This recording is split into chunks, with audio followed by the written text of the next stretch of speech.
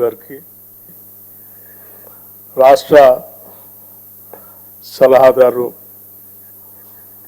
శ్రీ కేశవరావు గారికి మరో రాష్ట్ర సలహాదారు వేం నరేందర్ రెడ్డి గారికి ప్రోటోకాల్ వేణుగోపాల్ గారికి వ్యవసాయ శాఖ ఉన్నతాధికారులకి ముఖ్యంగా చీఫ్ సెక్రటరీ గారికి ఆర్థిక శాఖ స్పెషల్ చీఫ్ సెక్రటరీ గారికి రైతాంగ సోదరులందరికీ రాష్ట్ర వ్యాప్తంగా కేంద్రాల్లో ఈ కార్యక్రమాన్ని పాలు పంచుకొని పెద్ద పండుగలాగా జరుపుకుంటున్నటువంటి రైతాంగ సోదరులందరికీ నా హృదయపూర్వకమైనటువంటి నమస్కారాలు. ఈనాటి ఈ కార్యక్రమం భారతదేశ చరిత్రలోనే సువర్ణాక్షరాలతో లెక్కించదగినటువంటి రోజు. బహుశా భారతదేశ చరిత్రలో ఏ రాష్ట్రంలో కూడా ఒకటేసారి 2 లక్షల రూపాయలు రుణమాఫీ చేసినటువంటి చరిత్ర లేదు ఈనాటి వరకు కూడా. బలమైన ధనిక రాష్ట్రంగా రాష్ట్ర విభజన జరిగినప్పుడు తెలంగాణ రాష్ట్రాన్ని ఆనాటి టిఆర్ఎస్ ప్రభుత్వం వారి చేతుల్లో రాష్ట్రాన్ని పెడితే ప్రజలు మొదటి 5 సంవత్సరాలు కేవలం 1 లక్ష రూపాయల రుణమాఫీని కూడా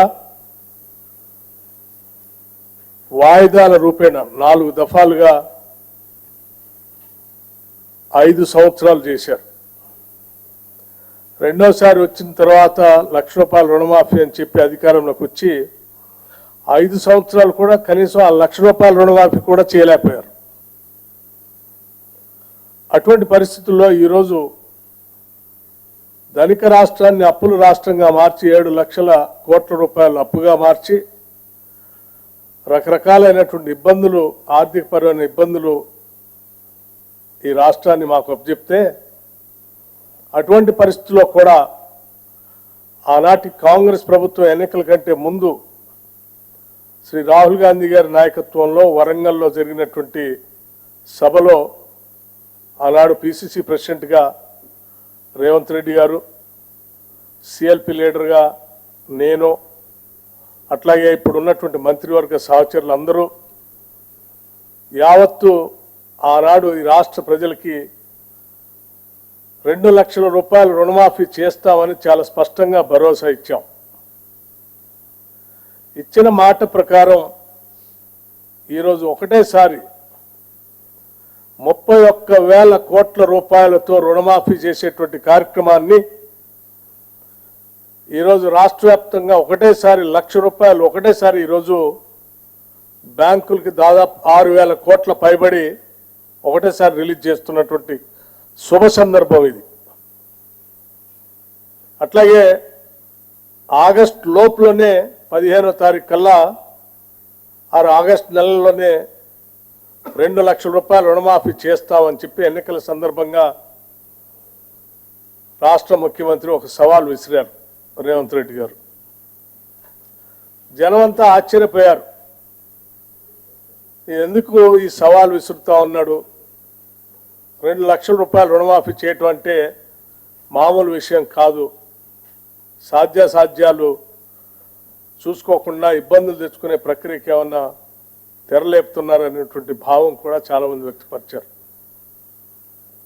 చాలామంది ఈరోజు ఇప్పుడు ఈ కార్యక్రమం పెట్టి మనం రిలీజ్ చేసేటప్పటికి కూడా ఇంకా ఆశ్చర్యంగానే రాష్ట్ర ప్రభుత్వంకి వెళ్ళి చూస్తూ ఉన్నారు, నిజంగానే ఇస్తున్నారా అని. అంత ఆశ్చర్యకరమైనటువంటి ఈ కార్యక్రమాన్ని ఈరోజు చాలా నిబద్ధతతో ధైర్యంగా రూపాయి పోగేసి ఈరోజు మనం ఒకటేసారి 1 లక్ష రూపాయలు రుణమాఫీ చేస్తూ ఉన్నాం. అట్లాగే ఆ ఇచ్చిన సవాళ్ళు కూడా నిలబెట్టుకుంటూ ఆగస్టు నెల దాటకుండానే 2 లక్షల రూపాయల రుణమాఫీ చేసే కార్యక్రమానికి ఈరోజు నాంది పలికాం. ఇది దేశ చరిత్రలోనే ఒక గొప్ప కార్యక్రమం. బహుశా కార్పొరేట్ వ్యవస్థల్లో కూడా స్వతంత్ర భారతదేశంలో ఏ బ్యాంకు కూడా, ఏ కార్పొరేట్ రంగం కూడా ఒకటేసారి 31,000 కోట్ల రూపాయలు బ్యాంకులు కట్టినటువంటి చరిత్ర ఈ దేశంలో ఎక్కడా లేదు. కేవలం వ్యవసాయ రుణాలు రాష్ట్ర ప్రభుత్వమే కాదు, పెద్ద పెద్ద కార్పొరేట్ సంస్థలు కూడా ఈ దేశ చరిత్రలో ఎప్పుడు కట్టలేకపోయినాయి 31,000 కోట్ల రూపాయలు ఒకటేసారి. అటువంటి గొప్ప కార్యక్రమాన్ని ఈరోజు తెలంగాణ రాష్ట్ర ప్రభుత్వం 31,000 కోట్ల రూపాయలని రైతాంగ సోదరులకి వారు తీసుకున్న రుణాన్ని మాఫీ చేస్తూ మీరు కట్టాల్సినటువంటి 40 లక్షల అకౌంట్లకు సంబంధించిన డబ్బుల్ని ఒకటే అకౌంట్ నుంచి రాష్ట్ర ప్రభుత్వం మీ అందరి తరఫున ఈరోజు బ్యాంకులకి డబ్బులు కడతా ఉంది. ఇది ఈ రాష్ట్రంలో ఉన్నటువంటి ప్రతి రైతు కూడా ఆనందించదగినటువంటి అంశం. యావత్ భారతదేశం కూడా ఈరోజు తెలంగాణ రాష్ట్రంకి వెళ్ళి చాలా ఆశ్చర్యంగా చూస్తుంది. తెలంగాణ ప్రభుత్వం ఇప్పటికే ఇచ్చిన 6 గ్యారంటీల్లో 5 గ్యారంటీలు అమలు చేస్తూ రుణమాఫీ కూడా 2 లక్షలు చేస్తూ ఉంటే చాలా ఆశ్చర్యకరంగా మనకెళ్ళి చూడటమే కాదు, రేపొద్దున దేశంలో ప్రతి రాష్ట్రం కూడా దేశం కూడా తెలంగాణ మోడల్లో మనం ముందుకు పోవాలనేటువంటి ఆలోచనతో కలిగించే విధంగా జరుగుతున్నటువంటి ఈ కార్యక్రమం నిజంగా చాలా గొప్ప కార్యక్రమంగా నేను భావిస్తూ ఉన్నాను.